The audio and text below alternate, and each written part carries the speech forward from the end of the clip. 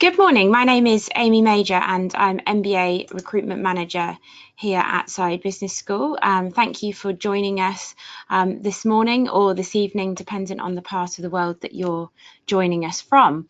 This morning, I'm going to give an overview of the MBA here at Saïd Business School, really kind of give you a flavour of some information that you maybe haven't found on our website, and try to give you a feel for the culture and environment and the experience that you would have as an MBA here at Oxford Saïd. So I'm going to be covering things such as the curriculum, the course structure, our class profile, some information, top line information around our career development centre and career results, and then also moving on to the experience as a student, and also how you might apply to the programme and some tips around those requirements. So please do feel free if you have a question that seems relevant to a particular slide. I may look to answer those as we go through the session. However, there will be adequate time for questions at the end of the session. But please, if you do have a question, send it through. Try to make it as succinct and clear as possible, and I'll endeavour to answer those for you during the session. So, as I said, I'm MBA Recruitment Manager. I specifically deal with and liaise with our students coming from Europe and Australasia, and also work on our women's initiatives here at the business school. However, if people do have individual questions at the end of the session, I will share my email address, and I can then pass your details to relevant colleagues within the recruitment admissions teams. So moving on to the presentation this morning, really, I think this is probably the image that you think of when you see Oxford, perhaps from movies or postcards, or perhaps some of you here have been to Oxford. So this is the very famous square of Oxford with the Radcliffe camera, which, being Oxford, of course, has a library inside of it as well. As a member of a full-time degree here at Oxford, which is what the MBA is, you will have a membership to an Oxford college. Now, I'm not going to focus on colleges too much during this session. We could probably have a webinar completely dedicated to colleges and how that system works. But in short, you will receive a membership to an Oxford college. Dependent on how early or late you apply, you may be lucky in getting the college of your choosing. It may be that you're automatically allocated. And also, dependent on the college you choose, you may get accommodation within that college. It may be wider, more general postgraduate accommodation available throughout Oxford, or you may live within a private rental. So there's quite a few options there, but you may find yourself as a member of one of the very historic colleges, or perhaps you might prefer one of the more postgraduate heavy colleges. So by that, I mean the opportunity to be around more MBAs, around more other postgraduate students. So, but yeah, really wanted to give you a vision of Oxford, what it's like as a city if you haven't been here already. So, of course, this is the business school, very different. I'm sure many of you dialed in here today might not have seen the business school. It's a very purpose-built facility. It's located right next to Oxford train station. So very regularly, our students will be taking careers treks and obviously networking opportunities in London, and that's very, very accessible to do. So I'm based here this morning within this building. At the front here on the top level, we can see the Sainsbury Library. We've got a 2-floor facility.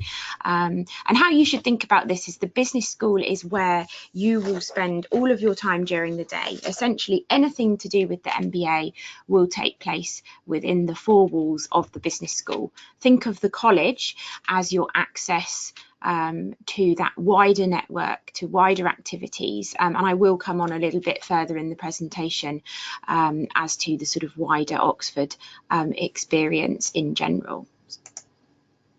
So moving on really to sort of the programme and touching on obviously our curriculum and what you're going to learn during the year. So I think Ian Rogan, who's our MBA Programme Director, he's been with the business school just coming up 2 years. very interesting background from Yale, previously in the US, has also worked for the World Economic Forum, and even found some time in his career to work in US politics in the early 2000s. But I think he really sums up nicely here what we are attempting to do on the Oxford MBA. So we are looking to create that next generation of business leaders, of responsible leaders, giving you the chance to really understand both the written rules of business and broaden your core skills, but also give you a sense of the unwritten rules of business. So perhaps that might be your reputation as a leader, perhaps that might be how you manage, how you lead, how you interact in a very much a sort of global marketplace. So these are the skills that we're looking to provide you with. So we do that here at Oxford Said through a very interdisciplinary approach. If you know anything of sort of the Oxford style of learning, it's very collaborative. We obviously have a world-class faculty here at the business school, but we're also drawing on those wider experiences and the wider network of Oxford. So be that from bringing in other researchers, policymakers, faculty from across the university as well. And we do that through 8 core courses, a selection of elective courses which are ever changing and ever developing, a series of integrative modules, I'll mention co-curricular perhaps separately, and then applied learning, which I would say is really sort of the culmination of everything that you have sort of learned in your core courses and your elective courses. These are really sort of projects that allow you to bring to life the skills you have learned in a very sort of practical setting. Co-curricular activities, again, probably a little bit like the colleges, is something that we could really talk about at length. Everybody will have a very different experience in terms of co-curricular activities. This could be that you get involved in a co-curricular lab. Perhaps we have a lab called the Finance Lab, we have a consulting development program, we have an impact lab. You might be a member of a club or an Oxford Business Network, which is effectively a student-run club focused on a specific area. So, for example, entrepreneurship. You might attend guest speaker events. There really is no limit to the number of co-curricular activities on offer here. So therefore, we suggest that you pick probably up to 3 things that you really do well and you really commit to during your time. So moving on to sort of the course schedule a little bit more in depth, really to give you a sense of the intensity of the year. So hopefully you're all aware that this is a 1-year MBA programme. It is just a 1 year for the full-time MBA. We do also have the Executive MBA, which is a 21-month modular programme, which operates very differently. But for the MBA, it's a full-time 1 year. So as you can see, as you start the year, you have what's called MBA launch. So this starts middle of September. We just saw the schedule for this year's launch. It's really exciting. So aside from starting the Leadership Fundamentals course, there's obviously lots of great stuff happening during the launch period. And that's everything from networking with dinosaur drinks at the Natural History Museum, through to college dinners, through to giving you an introduction to all of the Career Development Centre, and really sort of getting involved in the talent development framework from the very sort of outset, through to orienteering yourself around your college, through to understanding how the exam structure works. So there's a lot covered during that period. So we definitely recommend that you make sure you're here for that launch period when you start the programme. As of about the 1st to 2nd week of October, you start your core courses in earnest. And there's really an element here of us looking to sort of get those core courses done so that you can really move on to the electives, really start to develop perhaps a specific track that you're looking to take, or perhaps just to take a really broad range of electives. Perhaps you don't have any marketing skills and you really want to deepen your skills there. Perhaps you're looking to move into finance and therefore you want to take a whole suite of finance electives. And as I said, we're always introducing new electives as well. So really popular quite recently introduced electives is the FinTech elective, which takes place during April. We have an elective now for the circular economy, so really sort of focused on how can we create that world where we effectively save the planet and don't create waste in our lives. Obviously very topical at the moment. It could be something specific, as I mentioned earlier, about the unwritten rules of business, corporate reputation, a great elective. So as you can see, it's very intense experience, and as you move through the year you gradually become more electives focused and less focused on your core courses. The integrated modules, I would say, really underpin some of the things that I alluded to at the start. So entrepreneurship, global rules of the game, responsible business. This is really, for me, what I think Said is all about as a community. We are a cutting edge business school embedded in a world-class university looking to tackle world scale problems. Moving on to the applied learning. So these are, as I said, the really sort of practical elements. I'm going to speak about these quite briefly. Go to Global Opportunities and Threats Oxford takes place in the Hillary January to March term. Every year we take a topic, something that's maybe really affecting the world at large, something we can apply at a very grassroots or granular level in a specific country, or perhaps we could apply it to the whole of North America or China, for example, and you would come up with a business model that in some way tackles or creates an opportunity underpinning that theme. And this year the topic has been the future of healthcare. For the 2019 academic year, it's going to be an energy focused topic. It's been big data, it's been water scarcity, so look forward to seeing what it is for 2019-20. We usually announce the focus of that in the sort of spring summer time, because obviously it's always something that is the world is moving at a very fast pace, so it's always something that the faculty obviously convene on throughout the year. Moving on to the last term, well, not the last term, but sort of your penultimate term, which is Trinity. Certainly the last term in terms of everybody and your whole MBA cohort being here on campus. You have the entrepreneurship project, and this is where you self-select a team of 5 and you effectively look to use this as a test bed for a business plan. You then present this at the end as if it were to a VC panel, and some people, I say test bed, some people have used this as a test bed for something that they've then gone on to do after the MBA. So it's a really exciting opportunity if you are a want-to-be entrepreneur or you're already an entrepreneur, but perhaps if you're looking to work in a big corporation, you're going to be leading projects, you're going to need to be entrepreneurial. So we find that all of our students really benefit from this. So we then move on to the summer term, which, as I said, operates a little bit differently. Campus is a little bit quieter because people are all doing different things. So we've got the choice of electives, an assessed internship, or a strategic consulting project. In short, if you choose the electives, gives you a chance to stay in Oxford for longer, lets you have a deeper dive into a couple more courses. The electives also run really in quite a nice way in that they run for a whole week. So you'll do 2 electives over the course of the summer, which means you've effectively got 6 weeks which are free.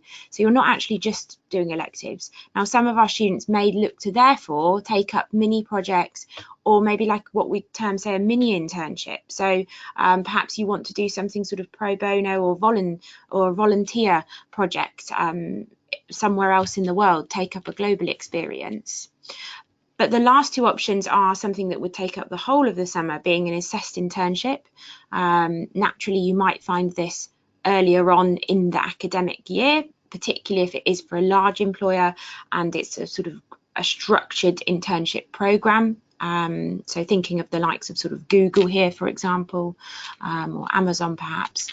And then a strategic consulting project is where you would go perhaps with 1 or 2 other MBAs into an organisation, and it is very much what it says on the tin. It is a consulting project, so perhaps solving a problem, an issue, or creating an opportunity for an organisation. So that's really sort of an overview of the year, and then you can see a description of a couple of the really sort of key co-curricular activities that you might want to get involved in, dependent on your interests. We did actually hear yesterday that we are developing a new marketing track as well, so haven't added that yet to our presentation, but that's something which we will get more information on over the course of this next year. So really, careers, a bit like colleges, this is something we could probably give a whole presentation to. In terms of our career outcomes, we're really proud of the results of our last year's cohort. So this is, to be clear, the results of the cohort that finished last summer, so the summer of 2017. So once they were 3 months out of graduating, 91% of Oxford MBA graduates had a job offer. And I think this is actually probably the highest of any business school in the UK just now. So don't definitely quote me on that, but I believe it is it's a really competitive stat, which is a great result. Obviously, the result is that you either want to return to your current employer, or you want to start a venture, or you want to move into a new employer. That tends to be the outcomes. As you can see, the after graduation results in terms of where people are working, in terms of the industry, and in terms of the geography, is very, very broad. So this is something that perhaps if you've been doing your research, you will have seen how diverse the class is here at Said, and that's something I'm going to come on to in a little bit more detail in terms of what our cohort sort of looks like on the next few slides. But you can really see there's a whole host of industries in which people are going into, and there are many countries of the world in which people are finding opportunities. Interestingly, we haven't yet seen a drop in people finding opportunities in Europe. I mention this because Brexit is something that is on people's minds. As many of you will know, some unknowns around that. Our advice at the moment is that yes, will you need to be more planned and prepared to execute your career plan? Definitely. However, London is London, and we believe that the kind of employers that are looking to recruit MBAs will very much stay the same after Brexit, due to how multicultural London is as a city, and also just in terms of the global talent that these companies need to hire in order to tackle the world scale, challenges and problems and opportunities that they face. So really giving you an overview there. On our website, you can, through the careers page, navigate to our employment report, where you can do a much deeper dive and get lots more information as well. So really giving you an overview of the services that our Career Development Centre offer. Just to give you a sense of this, the Career Development Centre is in the business school. It's right at the front of the Said campus, and so it's very accessible. You can drop in there, you can arrange a session. I would say broadly, so we crudely cut the team into 4 industry areas, so obviously really clearly laid out there, and a lot of what they offer in terms of the services is similar across the 4 sectors. So a lot of the services are offered by all 4 sectors. Obviously there are activities and workshops that are a lot more specific to that industry. So for example, with consulting, absolutely imperative that you are case study ready, so that when you get to a first interview with a leading consulting firm, you are able to tackle that case interview. And generally the team will split out in that you'll have individuals who will be focused on business development, so they are focused on bringing employers to campus, and then you'll have more of a career coach advisor who you will work with on your CV, on application support, on mock interviews, on can you help me? I'm thinking of approaching these employers. How do you think I might best go about that? What alumni do we know? So it's a really full wraparound service. It's changing and developing every year. The Career Development Centre are constantly enhancing the services they are offering. So what they are doing this year in the MBA launch and some of the programs that are offering look different to what they offered last year, because we're constantly moving with the demands of the MBA global hiring marketplace, which is obviously a very sort of diverse pool of companies and obviously geographically split. As you can see from this next slide, these are just some of the companies who have hired Oxford MBA graduates. So obviously some huge organisations there. What I would add is that, as some of you may know, Saïd is also very entrepreneurial, so we have, you know, people getting some great positions also within the sort of startup environment. But for the sake of this presentation, we are sharing all of the, you know, big organisations that quite a lot of people will potentially be focused on. Obviously, do look at the employment report, and you will then see more granular information and a list of all the companies that people went to out of last year's cohort. So I touched on class profile.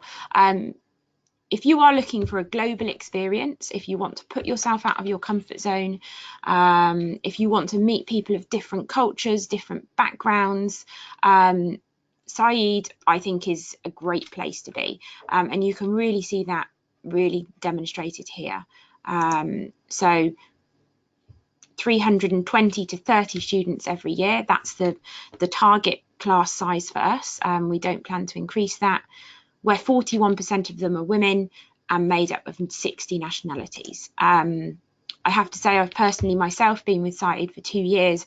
I thought I had a lot of friends of different nationalities from different parts of the world, and I hadn't always lived and worked and studied in the UK, so I thought I had quite a global view.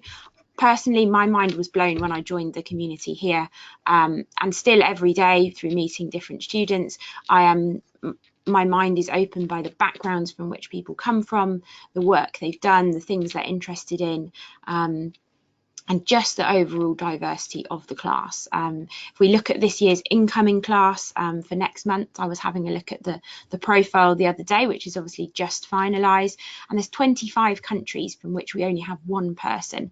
There are obviously some parts of the world from which we have bigger groups of people, which you'll see on my next slide, but it really is very much, everybody is very much a minority here at Saïd. It's a very inclusive community, and it's therefore very collaborative. You can obviously see the average work experience and median GMAT there, and I'm going to come on to GMAT a little bit more as we move through the presentation. It's obviously something that is very much on a lot of people's minds probably at this point. So, as I said, hugely diverse. So we find that our programme is very popular in Asia. It's very popular from applicants coming from North America, including Canada there.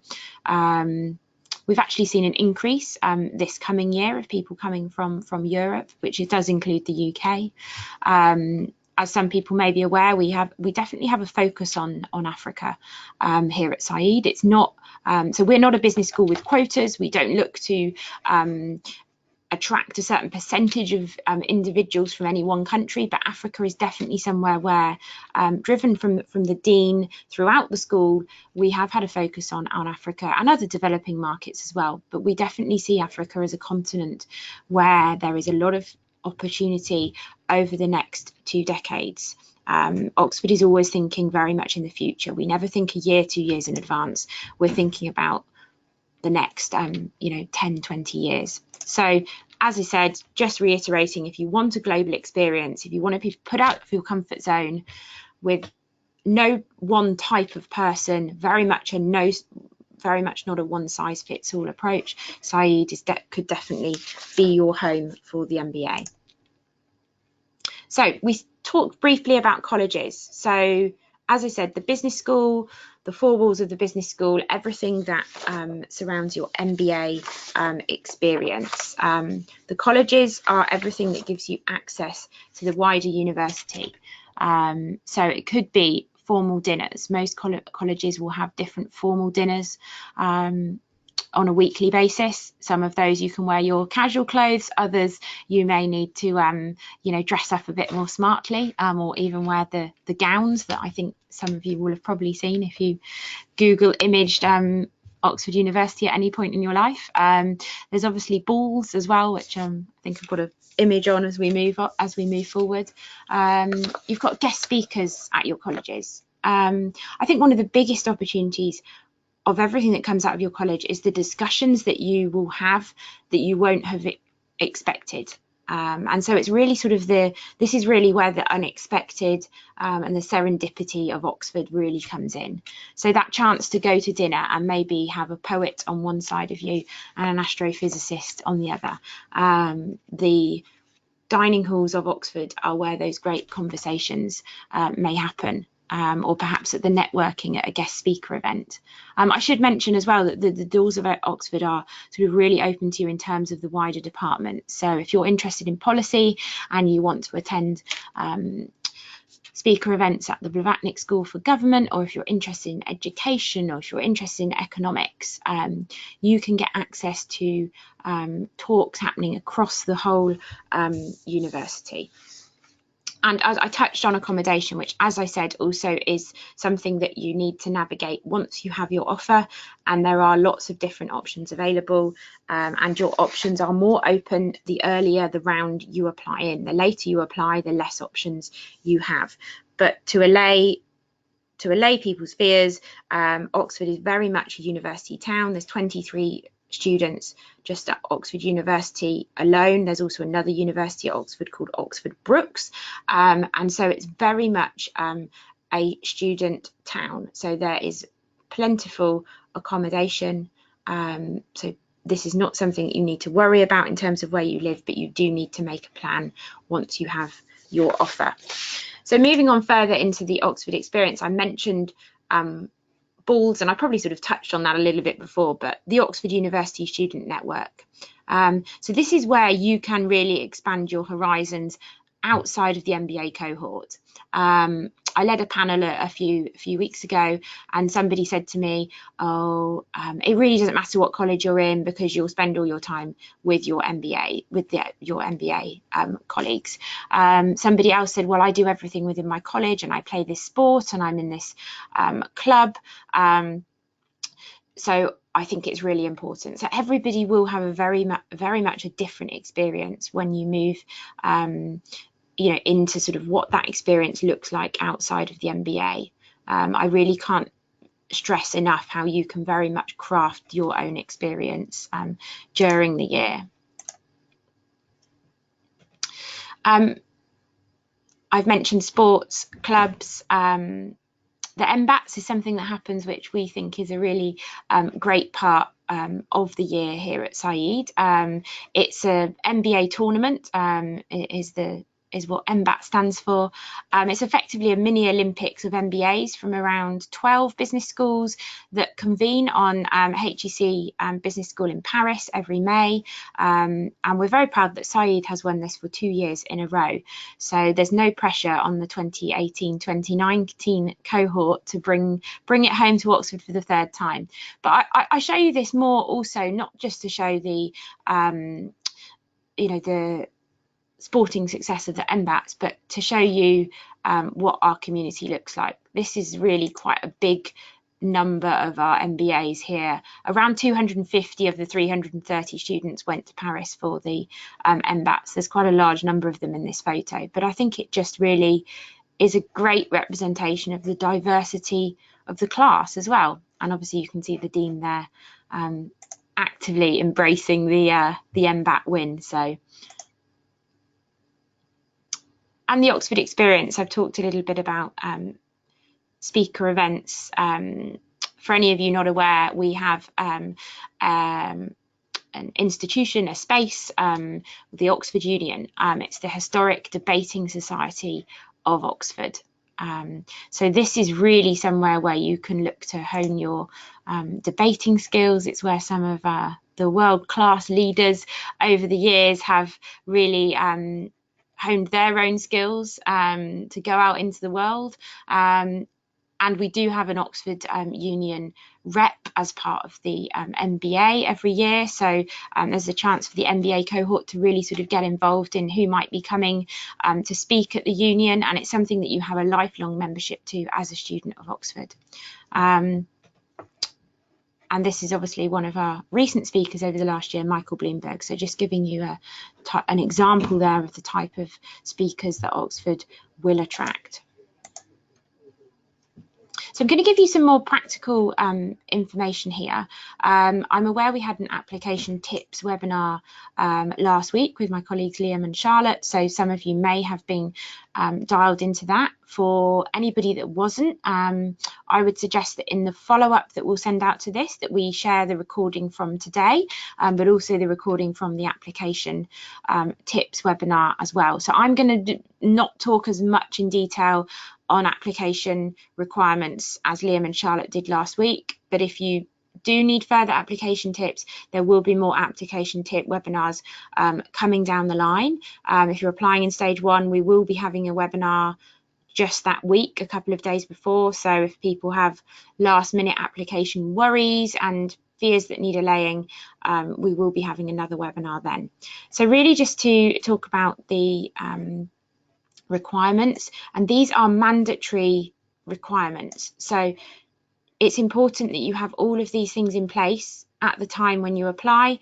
Otherwise, your application may be rejected, may be moved to the next stage deadline, or may not even reach the admissions committee. So it's really important that you have these things in place when you apply. We look for you to have an undergraduate degree. I'm going to speak to this briefly. Generally, we would look for you to have a 2:1 or above equivalent degree, or equivalent to what is a 3.5 GPA. Now, I'm conscious on this call and the time of day that we probably have a lot of people from Europe. We've probably got quite a lot of people from Asia, and potentially maybe as far away as 11,000 miles the other side of the world in Australia. So I'm aware you're probably thinking, well, my transcript doesn't say I've got a GPA and it doesn't say I've got a 2:1 that fits with the UK system. Do not worry, we will use a standard converter to convert your score into a GPA equivalent. It is probably worth getting a sense of where your degree does lie. If you're really unsure and you feel it's not competitive, that doesn't necessarily rule you out. Perhaps you might like to inquire with us as to where your degree does sit. And the reason why I mention this is that we really do look at your whole application holistically, but I would suggest that we look at the degree and the GMAT or GRE score in tandem as well. So if maybe your undergraduate degree was 8 to 10 years ago, you were a different person then, you maybe didn't achieve your full potential for some reason or another, perhaps you can make that up in the GMAT or GRE score. So we're really looking at those holistically. So that's where I would suggest, if you don't have so much a competitive grade at undergraduate, really focus on getting a competitive GMAT or GRE score. We do suggest a score of 650 or above, or a GRE score of 160 on the verbal, 161 on the quant. Have got a question now coming in of which converter do we use to convert. So we look at the transcripts in quite a lot of detail in order to make the conversion. For the person here asking this question, I would suggest that you email through your transcript if you're unsure, and then we can check that out for you. If it's a UK degree, then it is simple because it's either a third class 2-2, 2-1 or a first, or if you have a GPA, if it's anything else, then more than happy to help you figure that out so that you know whether you need to sort of focus more you know, on the GMAT for your application. Work experience, so we saw that on an earlier slide. We do accept from 2 years experience up. However, there's a reason that the average is 5 years. So we get some very talented people, you know, coming to the program at a very early stage of their career. There's nothing wrong with that. They can be hugely successful. However, there is an element of perhaps the more experience you have gained, and there obviously is a ceiling to this as the MBA is designed as an early to mid-stage career program. There's an element of the more experiences you've had, perhaps the more you'll be able to contribute to the classroom. Perhaps you've seen different working environments, perhaps you've had different managers, different leaders, you've experienced different cultures. So that's why, as a rule, the average years of experience tends to be around 5 years, and this doesn't tend to differ from sort of cohort to cohort. And the average sort of age of an MBA is around 28. That said, we aren't too focused on age and experience in many senses, in that we have students coming from, as I said, sort of early 20s through to sort of late 30s, even 40s. So we have many people that don't fit inside a box, so to speak. So really just want to get across, and hopefully I mentioned that earlier, we aren't a business school that is looking to fit you into a box. We take applications from a really diverse pool of applicants. So moving on to the other requirements, there's 2 essays. They are short in word count. So if I was to sort of quickly give, my kind of rough advice of what you should focus on, arguably the GMAT or the GRE score is the thing that is going to stop you potentially from making the application, in that it can take some time. And I'm going to come on to application rounds, and I will talk about the GMAT and GRE score and how I feel that relates to the application rounds. The 2 essays are quite short in word count. So the first essay is 500 words. Consider a statistic or trend that shocks you. Why is it important to you, and how would you change it for the better? Hopefully from what you've heard sort of earlier on, that makes sense in terms of the sort of ethos and the setting of Saeed and what we are trying to do here.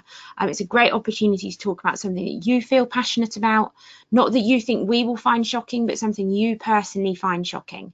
And the second essay is 250 words to talk about something that you have that hasn't featured somewhere else in your application, or perhaps it only features very briefly on your CV, and therefore you want to expand on that and tell us something interesting about yourself. It's also a very good opportunity to perhaps just cover off any weaknesses or anything you want to sort of cover in your application that you just want to address with the committee. However, don't use all of those 250 words to talk about the fact that you don't think you achieved your full potential in your degree, because it's also a great opportunity to reference interesting things, as I said, things we haven't seen elsewhere in the application. You can simply use one sentence to explain why your degree maybe isn't quite as competitive as you wanted, or why your GMAT score isn't quite where you wanted it to be. So the other requirements are references. Really briefly going to talk about references. You need to provide 2 references. One can be professional, one academic. Both could be professional. My word of advice would be to pick people who are your advocators, the people that are going to promote you, the people that you have sat down with and discussed your plan with, that you've given them time to provide the reference. As soon as you put their email address into the system, they receive the request. So, and this needs to be completed for the deadline. You're probably busy, and your referee is very busy as well. So make sure you give them lots of warning. The other thing to mention on references, I say choose the people that know you the best. Don't think that it's going to earn extra brownie points, or that we're going to be impressed if it is the CEO. Great if it's the CEO, but pick them because you have a good relationship with them, not because it's going to sort of give extra sort of credence to your application. And finally, English language proficiency. If you have not studied your degree in a mainly English speaking country, these are listed on the website in terms of the countries which are considered an English speaking country. You will need to take a TOEFL or IELTS test. The real sort of granular detail of the scores we're looking for on those are on the website, and that is a ruling by the Central University that you are required to provide an English language proficiency if you haven't had your degree instructed in the English language. If you have had your degree instructed in the English language, but within a non-English speaking country, you are provided to upload a letter from your institution proving that the degree was instructed in that language. The alternative to this is that sometimes you might find that on your transcript, so definitely look at your transcripts in detail before you go to the effort of asking your institution for a letter. Again, that could be a timely process dependent on where you are in the world, so make sure you're requesting that well in advance from your institution. So moving on to some of the softer skills, we might say, that we are looking for. Oh dear, I've just skipped back. There you go, sorry, getting ahead of myself. So things that can really sort of strengthen your application, and some of these are things that will come out at the interview stage. So just to clarify, you would submit your application, it then goes for review with the admissions committee, and you will then be invited to interview, and that could be in person here in Oxford, or over Skype, or at each application stage, a couple of our admissions committee will be in certain key global hubs. This is your opportunity to demonstrate your communication skills, your teamwork skills. That's also something that could come through in your application. So have you worked, mostly as an individual on your own, or have you worked as part of a team? Can you work with people of different cultures, different working backgrounds to yourself? And do you demonstrate leadership qualities? So this doesn't have to be leadership experience. You don't have to have been a manager. You don't have to have been running your own business, but do you demonstrate the potential as a future leader? So if you are already a leader, could you accelerate and become more senior? Or if you're not a leader, is that something you could become in the future? The other two elements are sort of, awareness. So what is your sort of self-awareness, which I would link to sort of career vision.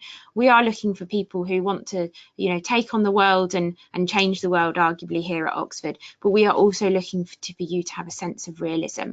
So when you're thinking about the career element of your application, give this some thought. There's several sections there. There's about 5 different questions that ask you about your career plan. We're aware that your career plan might change. Perhaps you're looking to start up a business and your plan is not yet fully formed. Perhaps you're looking to move industry and you haven't yet given that enough thought. Start now. A 1-year MBA is fast, it goes by quickly. It's good to arrive here in Oxford with a sense of what you're looking to execute. So start to think about those employers who you might know. What network can you exploit in country before you leave? Who can you reach out to in other locations if you are looking to make a sort of global international move? So application deadlines. Our first deadline is coming round very quickly. So my advice here is that really the best time to apply is in stage 1, 2, or 3. If you're a good candidate with a good application, there is no reason why you should not gain admittance at stage 1, 2, or 3 if you have what you feel is the best application you could give. And this would really be my advice. Do not rush to apply in stage 1 if you feel that your application is not your best and that you want to retake the GMAT, or you haven't given enough time to the essays, or you're rushing to get your references done and your referee's on holiday and you haven't had any discussions with them. So please give it time. Your overall aim should be to gain admission to the programme. Scholarships then come after that. We will be having a separate webinar on scholarships, so I'm just going to really briefly talk about that, and someone has just asked if there's scholarships available or not. So on average, around 20% of our students will receive some sort of funding, and that can come from the wider university or through the business school. Something that you definitely need to note is that to be eligible for any scholarships through the wider university, you do need to have applied by the January deadline. So make sure that you, if you navigate to the fees and funding section of our website, you will be able to find a list of all of the Saïd Business School scholarships. You will also find a link to the Graduate Oxford Fees and Funding Finder, in which you can populate your details and you can find out what scholarships you would be eligible for. It is important to stress that you need to, as an individual, meet the criteria of those external scholarships. That is your personal responsibility to make sure that you fulfill those requirements. For any scholarships through the business school, most of those you just need to tick a box and you'll be entered into eligibility for. Otherwise, if there's an extra requirement, it has a star next to it. So do have a look at that in more detail if you think you might be eligible for something where there is going to be an extra requirement. I'll finally touch on stage 4. Stage 4 is a bit more risky. The reason it's more risky is that we offer less spots. So therefore, I would just say that it's a more competitive stage at which to apply. We make less offers, and sometimes we do end up with a wait list situation. So for some people, round 4 is the only option they have due to timings, other things, you know, getting in the way of being sort of match ready for the application. But my overall advice is aim for stage 1, 2, or 3. Got a question here around applying early. So, okay, so somebody asking about the SCOL scholarship, which is specifically for our social entrepreneurs. I'm sure there's more than one person dialed in here who's interested in SCOL. The essays for SCOL are submitted later on. So please do read the requirements of SCOL. We can also look to connect you with the SCOL team for more information. But the application pack specifically for the SCOL scholarship doesn't come out until probably sort of after Christmas. So you will get admitted in general for the MBA earlier. So you don't need to submit those before you apply in round 1 or round 2, for example. Hopefully that answers your question. I've got a couple of questions coming through here on the 1+1, which I am going to speak about. So I'm just going to move on to the next stage. I've just seen actually a very good question around if you are rejected. So that's a really good point actually. So the reason why it's good to wait to make sure you've got the best possible application is that you cannot apply if you are rejected until the next year. So that's why I would say it's really not worth rushing a first round application and it not being your best if waiting until the next stage could gain you admission.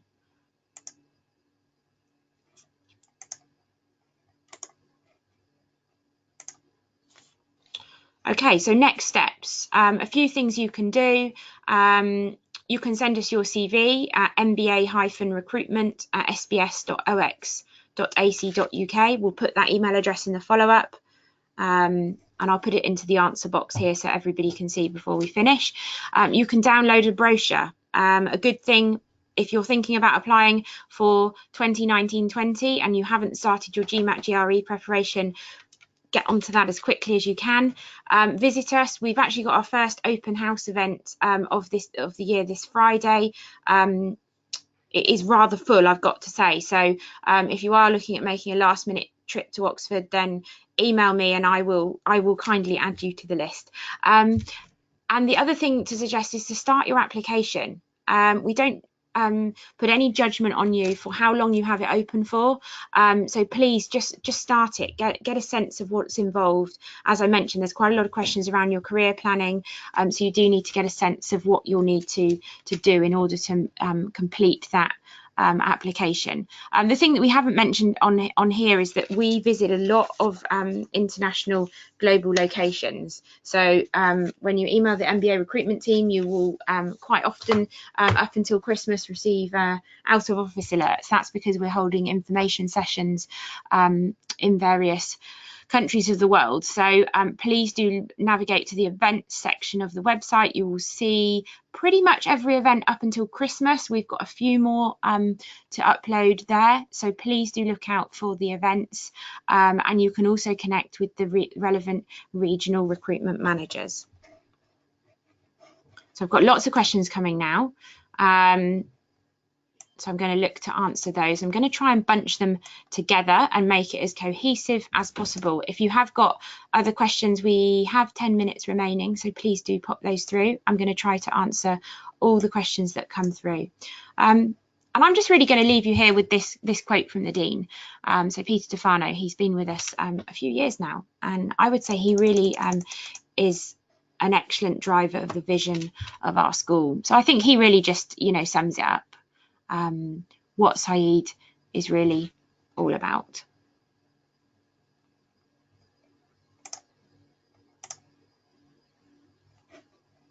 So let's cover off some of these questions. So I said fintech. Yes, fintech is an elective. It's an optional elective that you can choose as you move. You choose your electives as you move throughout the year. So yes, fintech is an elective. It was really popular this year, and you might like to look at a member of faculty called Nir Vulcan. That's N-I-R Vulcan, V-U-L-K-A-N. He's really highly regarded in the fintech space internationally, and is here at the business school. So I've got a couple of questions on the 1+1 program. So we will have a webinar specific to the 1+1 as well, but in essence, so for anybody who doesn't know what the 1+1 is, it is 2 years, 2 degrees. It's a master's course taken at Oxford, followed by the MBA. You will make both applications together. Your business school MBA application is handled by the business school, and your master's application is handled by the relevant master's department. It's important that you meet the criteria of the master's degree. There is a preference for GRE over GMAT with some of the wider departments of Oxford for those master's programs. So it's really important to make sure that you do meet the criteria. Some of the master's programs are incredibly competitive. If you gain entry to one or the other, it doesn't preclude you from joining the other program. So for example, if you I'll give you an example, computer science, very, very positive, popular master's program here at Oxford. If you sadly weren't successful in gaining admissions to computer science, but you still gained admission to the MBA, you could still choose to just come on to the MBA. So I just wanted to clarify that. It's something that sometimes people do worry about. But I would suggest to the person interested to get more information in depth about the 1+1, we will have a webinar about this, and look at the specific department of your of the master's department to find out more about that. Right, moving on. The most employment up-to-date report is under the careers section of the website. Appears on sort of a right-hand navigation, employment report MBA 2016-2017. So go to the careers section under the MBA page and you will find the employment report there.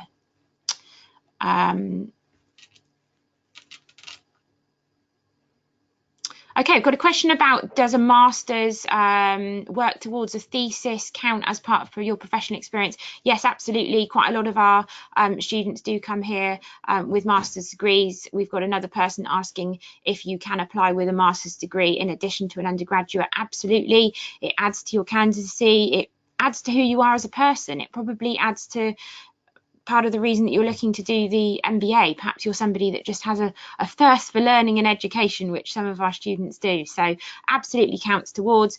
If you're somebody on there and you haven't got a master's degree and you're thinking, I've only done an undergraduate, absolutely no problem at all. There's many parts of the world where master's degrees are more popular than others. So, okay, moving on.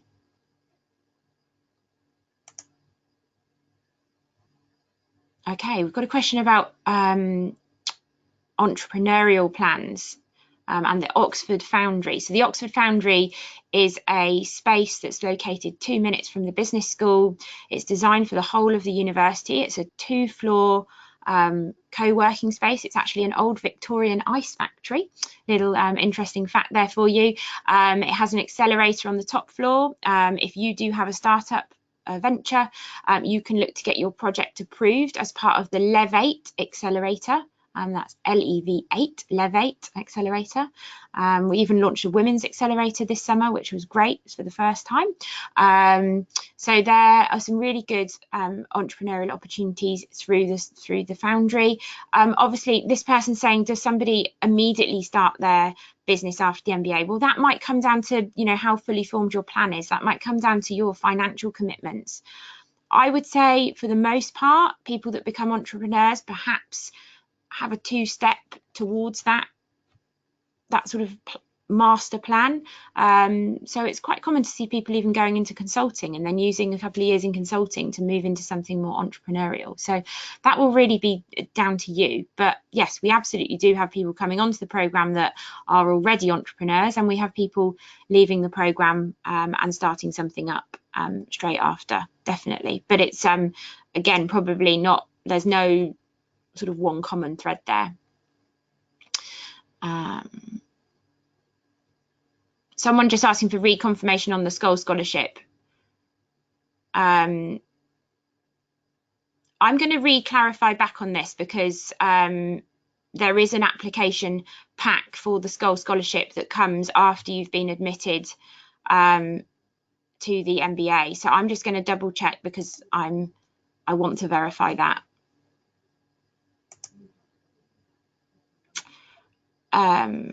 Okay.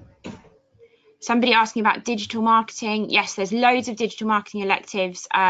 Look up the marketing faculty area on our website. It's led by Andrew Stephen. He joined us from INSEAD 3 years ago.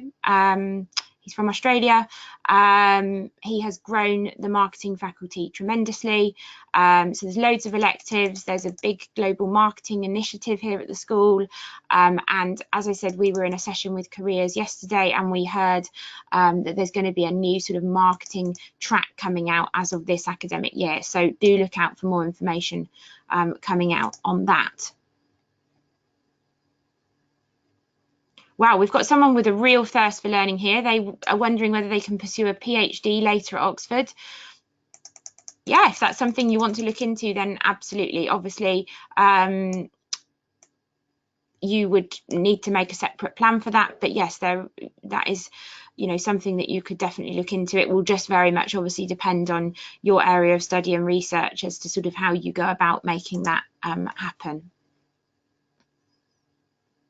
Somebody asking here from India whether Indian students get an opportunity to stay back and work in the UK with visa situations. Yeah, I mean, you probably saw the earlier stats, 48% of our class from last year are in Europe, and only probably 7 or 8% of those would be British nationals. So there's people of every nationality working here in the UK. So there's absolutely the opportunity.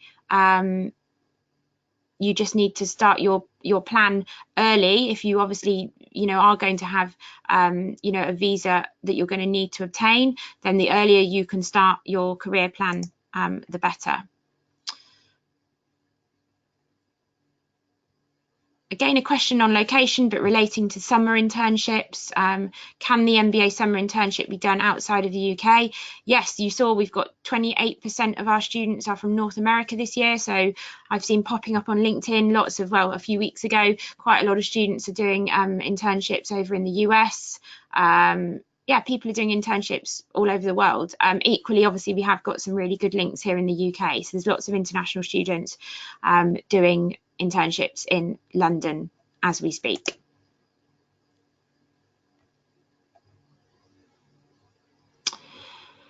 A question here, is it better to apply in the first round in comparison to the second round in terms of odds? So as I said, you will get an offer. You have every chance of getting an offer if your application is competitive at any round. It's better to apply in the first round, yes, if you're ready and you have an application that you feel is the best you're going to give, apply in the first round. If you feel that you could still improve your GMAT, if you feel you need to give more time to your essays, then wait till round 2. The odds and the chances of getting admission are very marginal between those first couple of stages. I'm conscious we have just 1 minute remaining, so I'm just going to quickly cover off. We've got 4 questions here, and then I'm just going to have a couple of closing comments. If you do need to dash, then do. We're recording this, so it will appear later, but I'm just going to cover off these last few questions. Somebody asking if we'll have a webinar specific to consulting. We start all of the career planning interaction for incoming cohorts around June. So there is a whole online program that starts from June before you start the program in the September. So we will have a careers focused webinar as we sort of move through this year. We won't probably have one specific to consulting until you are an admitted student.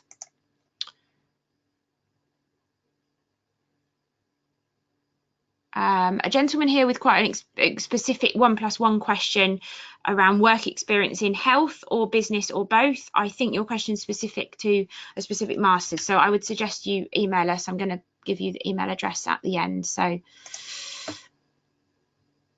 and again, a question here from somebody who's an entrepreneur. Our students that already are running businesses, can they sort of carry on doing that whilst they're here? Can the schedule be flexible?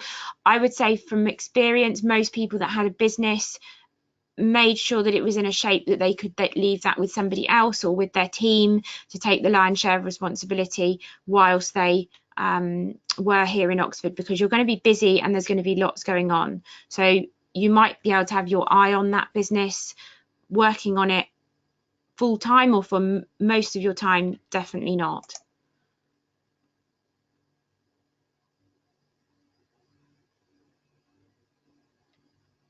Okay, would a GPA with a top university weight heavier than one from a non-top ranked university? It's great if you've been to a fabulous institution, fabulous. If not, then it doesn't preclude you from applying. So we've obviously got people who are, as I've said, applying from all corners of the world. A question here about the CV. Good question, actually. Yes, it should be a one-page CV. We do have a template on the website. You don't need to follow that template, but it is a useful template. We'll send that out in the follow-up. I think that would be a useful thing for us to send out, actually. So I'll make sure we attach that. And we've got a question. Last question here is just quite specific to sort of data science, machine learning in the business school. We've definitely got faculty in that space. So, and someone coming from that background, I'd say, great, yeah, lots of people want to learn about data science, machine learning. If you're from that background, absolutely, you could be the type of person that we're looking for. Perhaps if you have more specific questions around that, you could email us individually. So that is all the questions that we have. I know we've covered quite a lot of information there. It really was designed to be an overview information session. However, if you look at our events, we will be in most global locations. I'm going to give you now the email address if you do have an inquiry.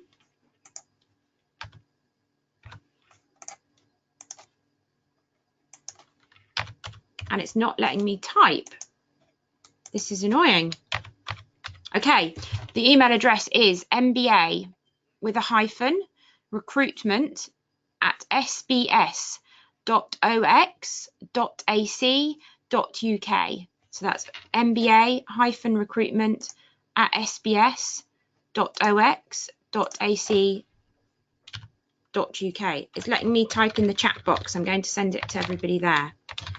My email address is amy.major@sbs.ox.ac.uk.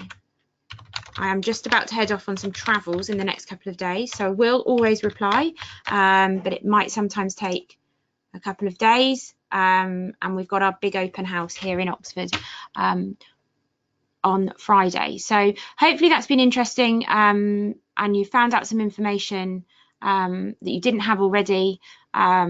Please do email us if you've got individual inquiries. Connect with us, introduce yourself on our MBA page of the website, and just try to immerse yourself in what's going on here. Follow Oxford MBA on Instagram. If you're on Instagram, it's a great way to get a sense of what's going on here and a feel for the culture and the environment. I'm going to close off now and wish you a good rest of the day. If you're this side of the world, if you're the other side of the world, have a great evening, and thank you all for joining us.